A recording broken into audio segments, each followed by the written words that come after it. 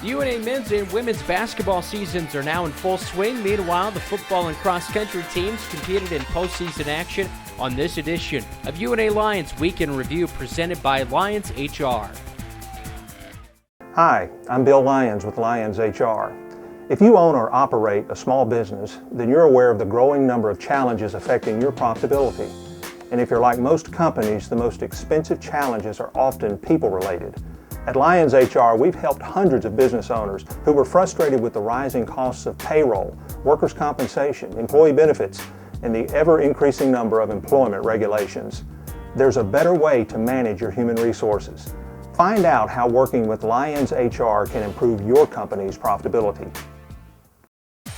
The 12th-ranked North Alabama football team took on the 21st-ranked Valdosta State Blazers in the first round of the NCAA Division II playoffs at Brawley Stadium on Saturday. The game was a rematch from September 27th when UNA defeated Valdosta State 31-29. On Saturday, though, Anthony Pastelli kicked 4 field goals, including an 18-yarder with 3:19 left in the game to lift Valdosta State 33-31 over the Lions. UNA led 14-3 early on before Valdosta State took a 17-14 lead at the half. UNA then regained the lead at 28-24 with just over 3 minutes left in the third quarter and held on to a slim advantage until Pastelli's game-winning kick. Luke Wingo threw for a school record 511 yards through the air. The UNA quarterback was 30 of 37 with 3 touchdowns. He also rushed for touchdown on the ground as Wingo moved past Vinny Saylor for 4th place on UNA's career passing yard list. He entered the day at 6th all-time.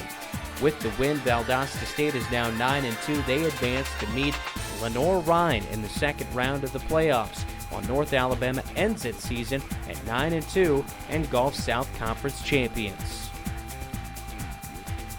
On Monday night, 4 players reached double figures as the University of North Alabama men's basketball team posted an 82-69 win over Bryan College inside Flowers Hall. UNA led 43-38 at the break and only held a 43-40 advantage after Bryan scored the first basket of the second half. That's when Calvin Dade went to work for the Lions. The senior from Loxley, Alabama, scored every single point during a UNA 17-6 run that gave the home team a 60-46 lead. That with 14:10 remaining in the half. Dade finished with 18 points to lead UNA. Jeff Hodge was 3 of 5 from three-point land and had 16 points for North Alabama. Meanwhile, Nathan Spear connected on a trio of three-pointers and added 15 points on the night. Yeti Buchitsa rounded out the top scorers for the Lions with 13 points.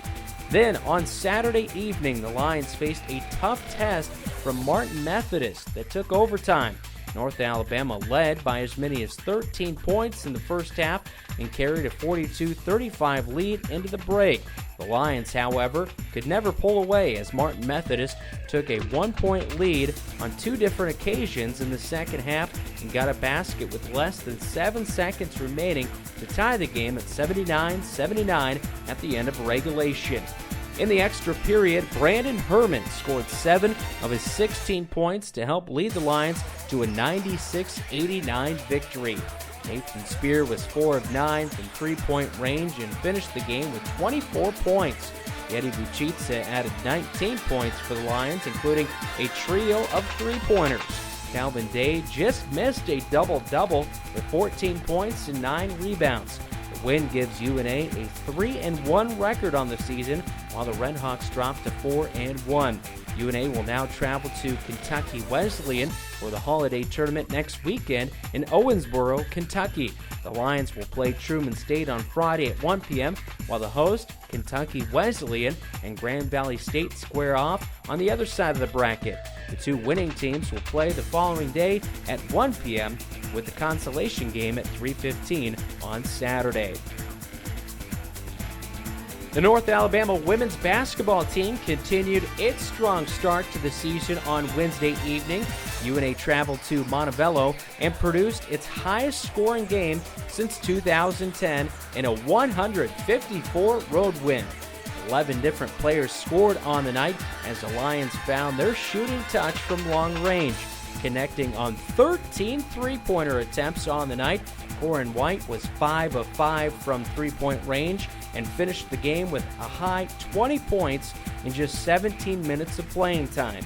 5 other UNA players hit three-pointers, including Delissa Madry, who also reached double figures with 11 points. The ladies will host their home opener on Tuesday against Arkansas Tech. Tip-off is set for 6 p.m. inside Flowers Hall.